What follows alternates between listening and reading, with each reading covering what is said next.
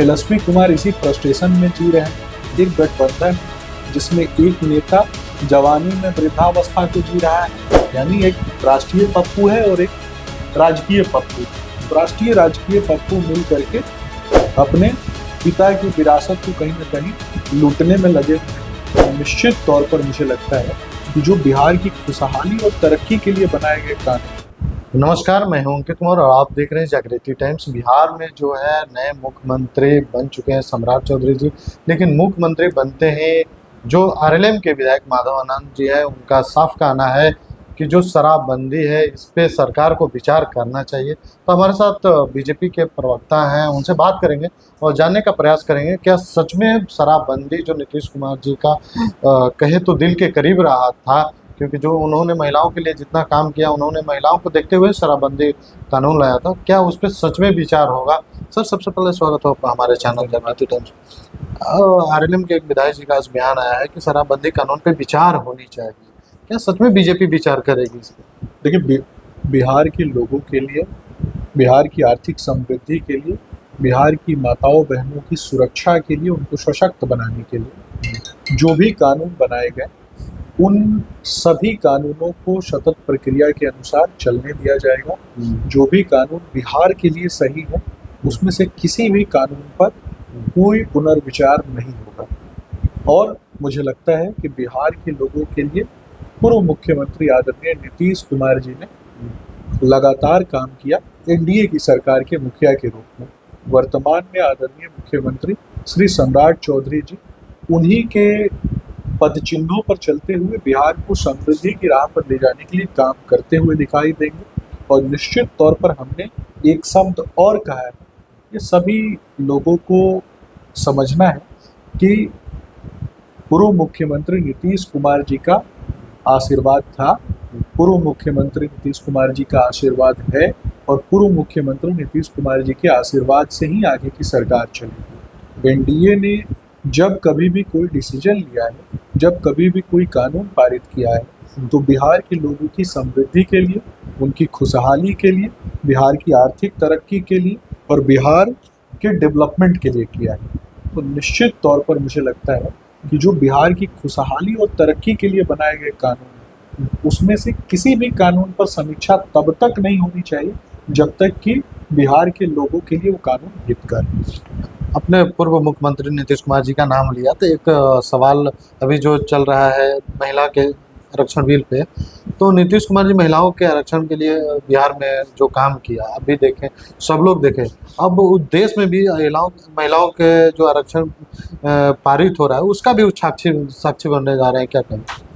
निश्चित तौर पर महिलाओं के लिए तो लगातार हमने काम किया है। प्रधानमंत्री नरेंद्र मोदी जी ने अभी भाषण के दौरान भी बताया कि कैसे महिला वंदन योजना के माध्यम से और इसके पहले भी महिलाओं की खुशहाली तरक्की के लिए, हम तो महिलाओं की पूजा, हम उस देश में हैं जहां महादेव की पूजा अर्धनारीश्वर स्वरूप में किए बिना महिला, मतलब मुझे लगता है कि आपकी पूजा संपन्न नहीं होती। तो नारी तत्व की पूजा, यहाँ तक कि जिस धरती पे हमारा जन्म हुआ है उसको भी हम माँ कहते हैं। तो कहीं ना कहीं नारी तत्व प्रधान समाज में हम रहते हैं। तो निश्चित तौर पर हम वो लोग हैं जो अपनी सनातन पद्धति परंपराओं में विश्वास रखते हैं, जहाँ आदिशक्ति माँ जगदम्बा को पूजा जाता है। तो निश्चित तौर पर जहाँ महिलाओं की खुशहाली है, तरक्की है, माताओं बहनों की खुशहाली है, उसी में राष्ट्र का हित निहित है।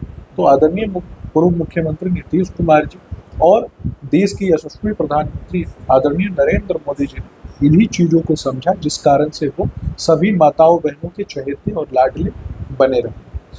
अच्छा, एक सवाल और है। तेजस्वी यादव कह रहे हैं कि हम तो 9वीं फेल नहीं पास हैं, लेकिन आप लोग 7वीं फेल को मुख्यमंत्री बना दिए। देखिए, तेजस्वी आप लोग भी कहते थे। तेजस्वी यादव के कटाक्ष का जवाब कटाक्ष के तौर पर लालू प्रसाद यादव के अंदाज में दिया जा सकता है, लेकिन लालू प्रसाद यादव के तरीके से अगर मैं जवाब दूंगा तो फिर लालू प्रसाद यादव जो छिछोरी हरकतें करते थे उसमें और भारतीय जनता पार्टी में कोई अंतर नहीं रहेगा। तो मैं सिर्फ इतना कहूंगा कि आदरणीय मुख्यमंत्री सम्राट चौधरी जी ने अपनी एफिडेविट के माध्यम से स्पष्ट रूप से बताया है, चुनावी हलफनामे के माध्यम से, कि किस तरीके से उन्होंने मैट्रिकुलेशन का एग्जामिनेशन दिया और आगे भी उन्होंने अपनी शिक्षा दीक्षा ग्रहण की। अब मैं ये क्या बताना चाहूँगा कि उनको दुनिया की शीर्षस्थ यूनिवर्सिटी में से एक यूनिवर्सिटी ने पीएचडी की मानद उपाधि प्रदान की, यानी डॉक्टरेट की मानद उपाधि प्रदान की। और डॉक्टरेट की मानद उपाधि तब कोई संस्थान किसी व्यक्ति को प्रदान करता है जब उस संस्था को ये लगता है कि इस व्यक्ति को देने से उस डिग्री का मान बढ़ेगा।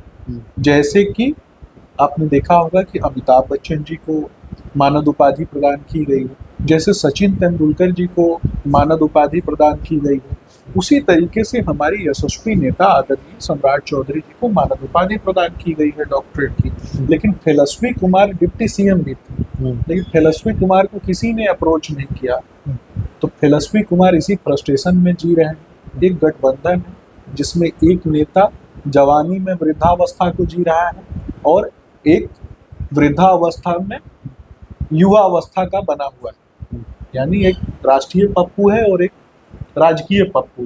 राष्ट्रीय राजकीय पप्पू मिल करके अपने पिता की विरासत को कहीं ना कहीं लूटने में लगे हुए हैं और उसी को एंजॉय कर रहे हैं। ऐसे लोगों पे क्या बात आपने राहुल गांधी का नाम लिया, तो राहुल गांधी के एक टी शर्ट के लेकर आप लोग बड़ा कह रहे थे कि बहुत कीमती टी शर्ट है, लेकिन आज वो कहीं भी जाते हैं तो उसी टी शर्ट को लेकर चलते हैं, कलर चेंज होते रहता है। विकास के मुद्दे पे बात होनी चाहिए, हल्के लोगों के बारे में बात करके ना अपना समय व्यर्थ करना चाहिए और ना ही जनता का समय व्यर्थ करना चाहिए।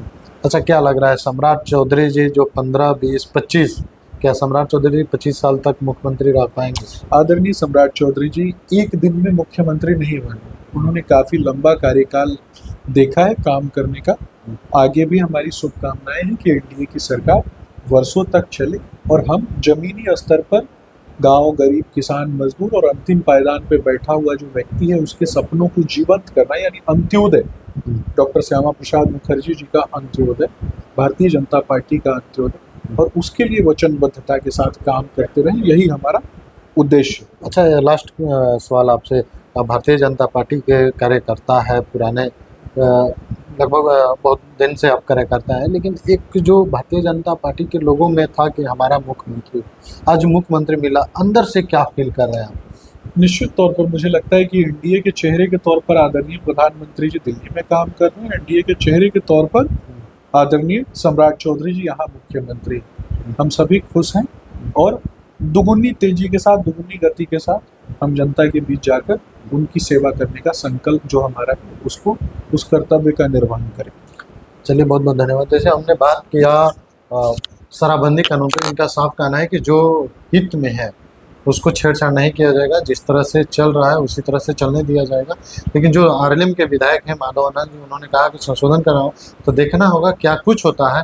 बाकी आप हमारे साथ बने रहे। जागृति टाइम्स से अंकित कुमार की रिपोर्ट।